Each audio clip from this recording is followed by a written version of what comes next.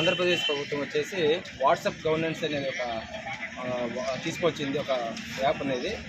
దాంట్లో ఏంటంటే మొత్తం 530 రకాల సర్వీసెస్ అనేది తీసుకురావడం జరిగింది. అంటే ప్రజలు వచ్చేసి ఆఫీసుల చుట్టూ తిరగకుండా వాళ్ళకు కావాల్సినటువంటి సర్వీసెస్ అన్నీ కూడా ఈ వాట్సాప్ గవర్నెన్స్ ద్వారా పొందాలనే ఉద్దేశంతో, సదుపాయాలు పొందాలనే ఉద్దేశంతో మన సీఎం సారు, అదేవిధంగా ఐటీ మినిస్టర్ వచ్చేసి లోకేష్ గారు ఇదంతా ఈ యొక్క వాట్సాప్ గవర్నెన్స్ తీసుకొచ్చారు.